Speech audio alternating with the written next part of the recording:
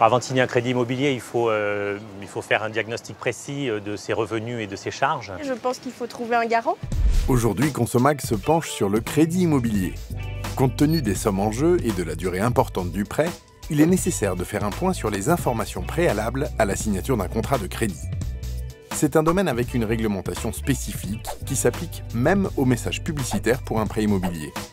Sachez que, quel que soit son support, ils doivent indiquer un certain nombre d'éléments.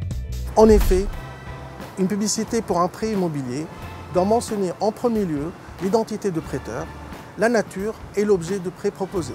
Elle doit également préciser, à l'aide d'un exemple représentatif, le taux d'intérêt ou les éléments chiffrés relatifs au coût de crédit.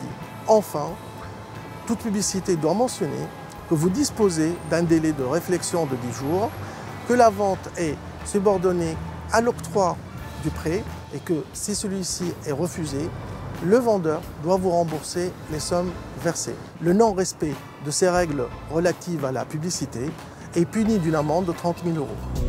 Lorsque vous rentrez en contact avec un prêteur ou un intermédiaire de crédit, ce dernier doit vous communiquer par écrit une présentation des points essentiels de l'offre de crédit immobilier. Cette communication se fait sous la forme d'une fiche d'information standardisée européenne. Ces informations personnalisées vous permettront de mieux appréhender les conditions du prêt et de comparer plus facilement les différentes offres de crédit disponibles sur le marché.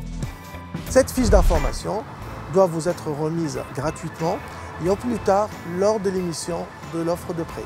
Enfin, avant de vous accorder un crédit, le prêteur a un devoir de mise en garde. C'est-à-dire qu'au vu de votre situation financière, il doit gratuitement vous mettre en garde sur le fait que le contrat de crédit peut induire des risques spécifiques pour vous.